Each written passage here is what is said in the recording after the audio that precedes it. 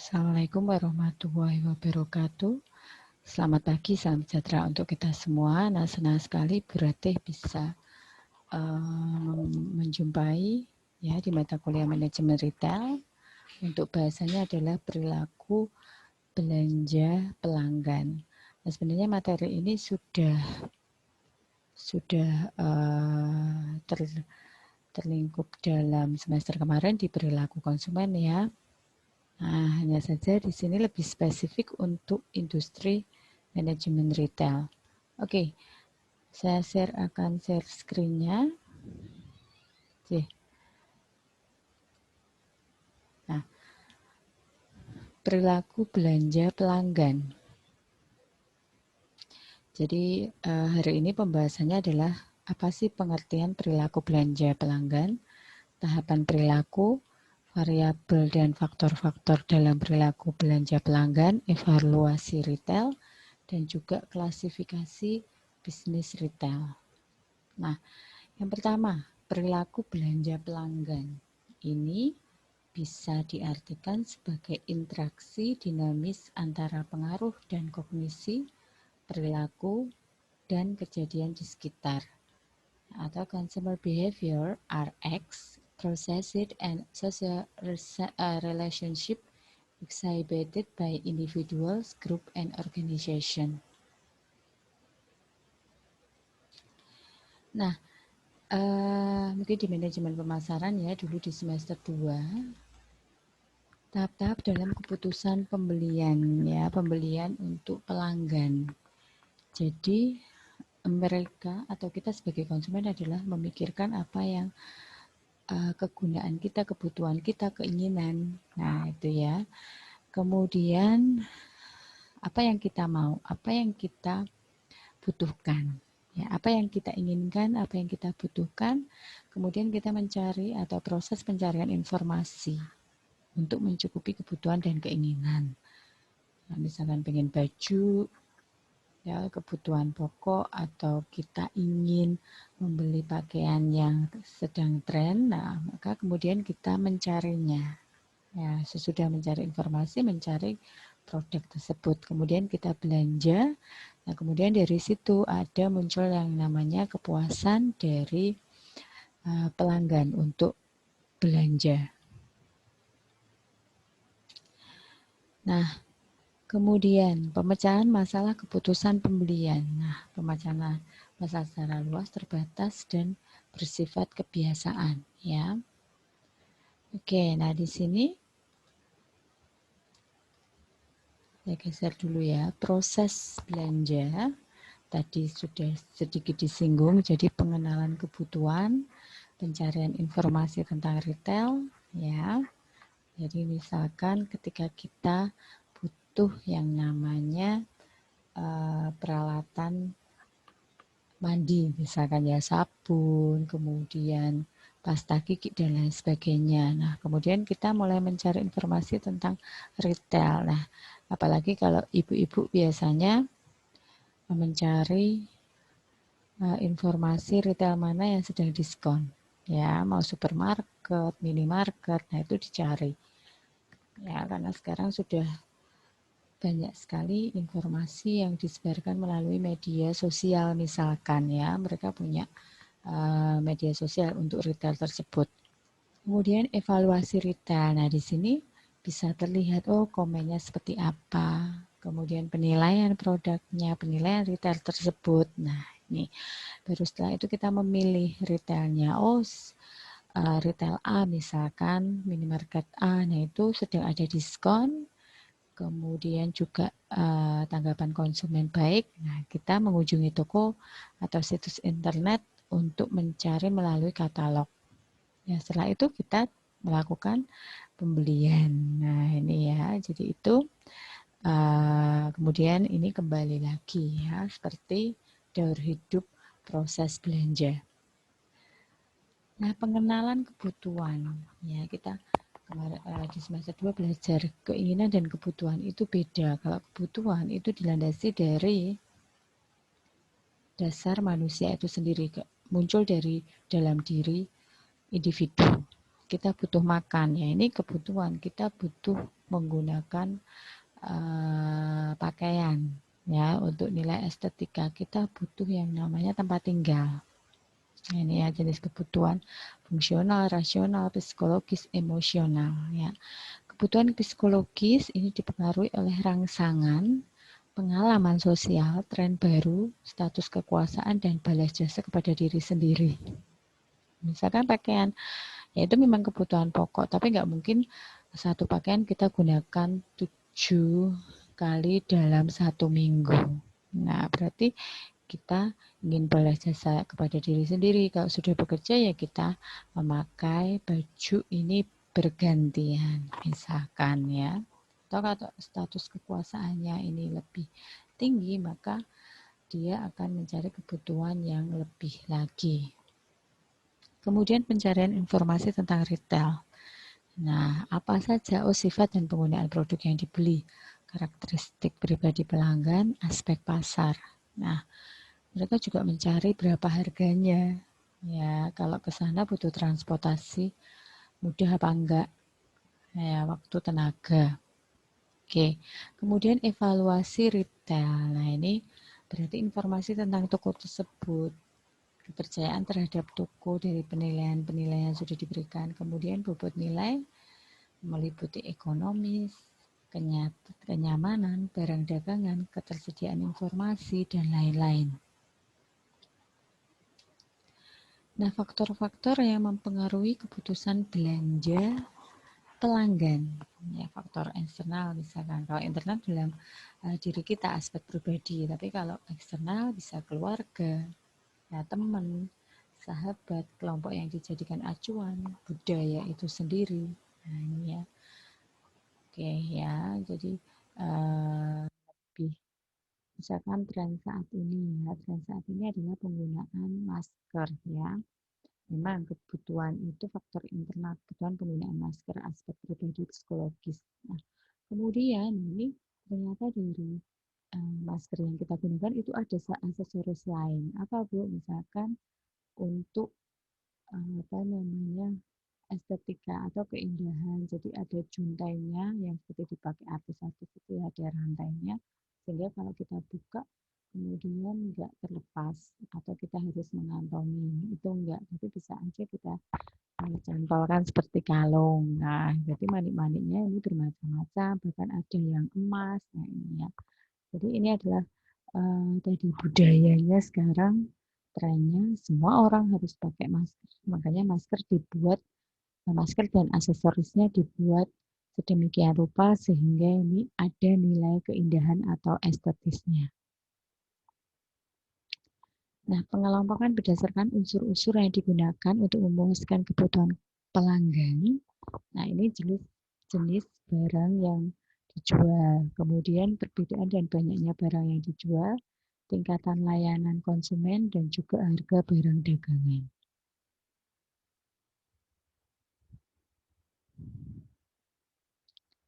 Nah, selanjutnya, retail dapat dibedakan. Ada supermarket, konvensional, big box retailer, toko kebutuhan sehari-hari, dan juga general merchandise retail. Nah, saya akan bahas satu persatu. Apa itu supermarket konvensional? Yaitu melayani penjualan-penjualan makanan, daging, produk makanan lainnya dengan melakukan pembatasan penjualan terhadap produk-produk non makanan. Ya, ya. Jadi misalkan di situ ada kan ya toko yang khusus untuk menjual makanan-makanan. Nah, tapi di sini juga tidak mereka menutup kemungkinan untuk menjual non makanan ya, tapi harus dibatasi. Misalkan. Kemudian big box retailer, supercenter yaitu supermarket yang memiliki luas 15.000 sampai 22 meter persegi dengan memiliki variasi produk yang dijual. Jadi ada prosentasenya. Makanan misalkan sampai 40%. Dan makanan 70%. Stok persediaan ini produk yang dijual sampai 150.000 unit. Nah, contohnya apa Bu? Superindo misalkan, atau Alfamidi ya. Itu ada produk makanan, dan makanan juga ada. Kemudian hipermarket ya, supermarket yang luasnya sampai 200.000. Kemudian variasinya ada prosentasenya, contohnya apa Bu? Giant, hypermarket, Carrefour, gitu ya. Kemudian warehouse store, retail yang menjual makanan, macamnya terbatas dan produk umum dengan layanan yang minim pada tingkat harga yang rendah pada konsumen akhir atau bisnis kecil. Nah, contohnya misalkan sekarang kan ada Primamarkt gitu ya, jadi itu menjual produk-produk makanan, telur, ayam, tapi tempatnya terbatas, tingkat harganya juga lebih miring. Kemudian pada toko kebutuhan sehari-hari, ya di sini memiliki macam produk yang terbatas. Nah ini kecil, Indomaret, Alfamaret, 2.000 sampai 3.000. Biasanya didefinisikan pasar swalayan mini atau misalkan ada kalau di dekat rumah saya itu Aneka Jaya, ya Aneka Jaya kelihatannya sampai wilayah Semarang timur ya, di Meranggen itu juga ada, kemudian ada di Ngalian, di Demak juga ada kelihatannya ya itu ya. Jadi di situ tingkat perputarannya relatif tinggi karena dekat dengan pemukiman warga. Paling saya jalan kaki udah sampai di Aneka Jaya atau Rame Swalayan misalkan. Nah, kalau pas tanggal muda, tanggal 1 gitu ya udah rame aja karena biasanya orang gajian pada awal bulan. Maka di situ wah rame sekali ya. Jadi berarti mensiasatinya dalam keadaan pandemi memang toko buka lebih awal ya, jam 8 sudah buka yang biasanya jam 10. Nah, jadi saya datang pagi sebelum jam 8 rela untuk menunggu dulu, kemudian saya masuk belanja sebentar, kemudian keluar untuk menghindari kerumunan. Nah ini ya mungkin bisa dilakukan tips-tips seperti itu. Kemudian toko kebutuhan sehari-hari ini toko kelontong ya, ini tadi sudah ya seperti Aneka Jaya, Swalayan, Rame, ada misalkan. Nah, ini karakteristik retail berorientasi makanan ya, ada convenience store, supermarket, supercenter, warehouse, hypermart. Ya, oke, nanti bisa dicermati sendiri ya untuk tabelnya. Kemudian klasifikasi retail ya. Hypermarket misalkan memiliki 20 atau lebih tempat kasir, menjual lebih banyak variasi ya kan. Hypermart itu kan banyak ya, apalagi di Trans Studio misalkan ya, di situ banyak ada makanan, ada elektronik, pakaian, sepatu, tempat mainan dan lain sebagainya. Kemudian supermarket ini 3 sampai 20 kasir, menjual hampir semua kategori barang yang kebutuhan sehari-hari. Minimarket ya ini juga kebutuhan sehari-hari paling hanya 1 sampai 2 kasir ya di Maret atau Alfamaret. Kemudian department store ini menjual hampir semua kategori seperti pakaian jadi, elektronik, dan perabot rumah tangga, misalkan Matahari Department Store, Ramayana itu. Nah, ini dibedakan menjadi general merchandise retail. Nah, toko diskon misalkan. Jenis retail yang menjual sejumlah besar variasi produk dengan menggunakan layanan yang terbatas dan harga murah. Oke, kemudian toko khusus misalkan. Nah, toko khusus ini berkonsentrasi pada sejumlah kategori produk-produk terbatas dan memiliki level layanan yang tinggi dengan luas lantai sekitar 8.000 meter persegi. Sedangkan toko ya kategori toko diskon yang memiliki variasi lebih sempit.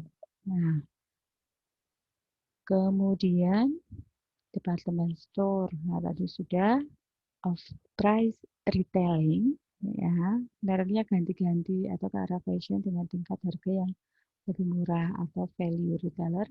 Toko diskon yang menjual jumlah besar jenis produk dengan tingkat harga yang lebih murah ya. Jadi kalau di Johor itu ada tren ya, tren fashion itu lebih murah sih ya. Dia produk fashionnya banyak. Nah, selanjutnya pengelompokan berdasarkan penggunaan sarana atau media yang digunakan oleh retail. Ya, penjualan melalui toko ya langsung ketemu penjual dan pembeli ya, berhubungan langsung, tatap muka, komunikasi langsung.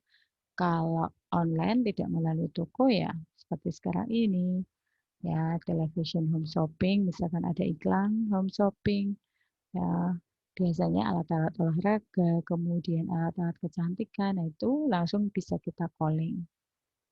Oke, nah itu. Nah, selanjutnya masih penjualan tidak melalui toko tadi, electronic retailing ya.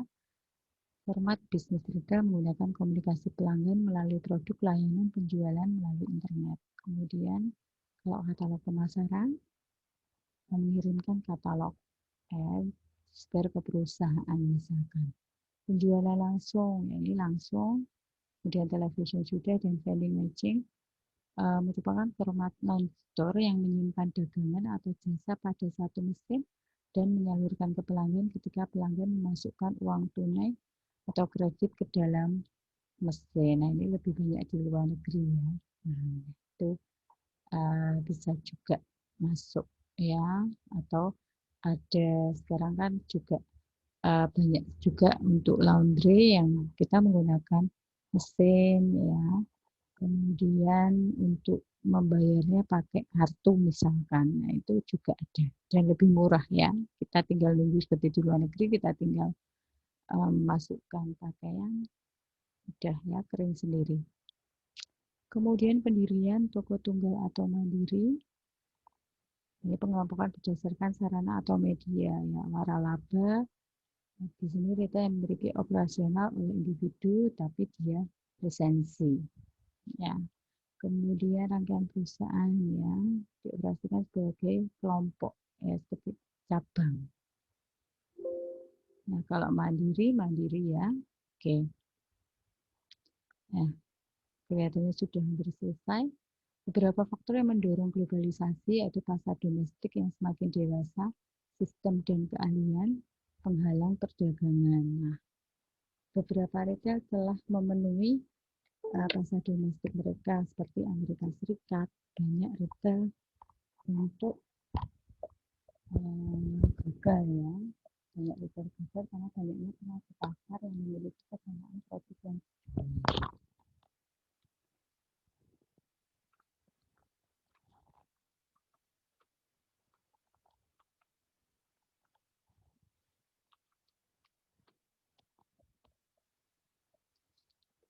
oke. Kemudian sistem dan keahlian ya, retail ini memiliki kemampuan untuk mengatur toko yang ada di pasar yang negeri dengan lebih baik dan juga penghalang perdagangan ya, dengan adanya kebijakan internasional yang bisa untuk berbagai hambatan perdagangan, apalagi sekarang globalisasi ya, jadi langsung saja nih langsung bisa memasuki negara lain tanpa harus lisensi yang terlalu rumit ya. Tren bisnis retail dan di masa depan ya, experience shopping yaitu motivasi konsumen berbelanja tidak hanya untuk membeli produk atau memenuhi kebutuhan hidupnya, tetapi juga motivasinya mendapatkan hiburan serta berinteraksi dengan lingkungan sosialnya. Ya, transmart misalkan, nah ini mereka juga terhibur dengan adanya misalkan kafe-kafe shop yang ada di mall tersebut dan juga arena bermain keluarga ya. Kemudian simplicity ya, konsumen ingin sesuatu yang simple, instan. Jadi semua di situ ada, semua merek banyak. Misalkan baju ya mereknya banyak. Kemudian mereka juga melakukan pembayarannya praktis, ya, mengkonsumsi produk serta kemudian membuka komplain ya.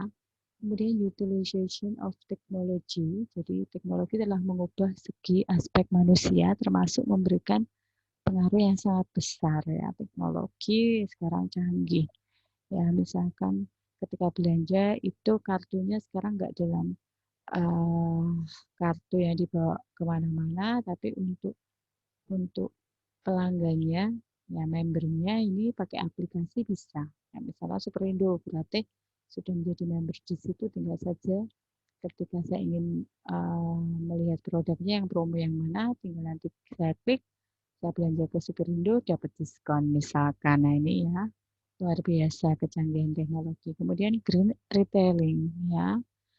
Konsumen khususnya di negara maju menyadari pentingnya pemeliharaan lingkungan. Nah, hampir semua store, ya, supermarket, hypermarket, minimarket itu melarang penggunaan plastik. Jadi kalau mau belanja bawa kantong belanja sendiri, ya. Oke, saya kira itu yang bisa Bu Ratih jelaskan untuk perilaku belanja pelanggan di dalam bisnis retail. Ya, kita akan jumpa pada kesempatan berikutnya. Semoga selalu dalam keadaan sehat dan juga dalam lindungan Allah Subhanahu wa taala. Oke, terima kasih. Bila taufik wal hidayah. Assalamualaikum warahmatullahi wabarakatuh.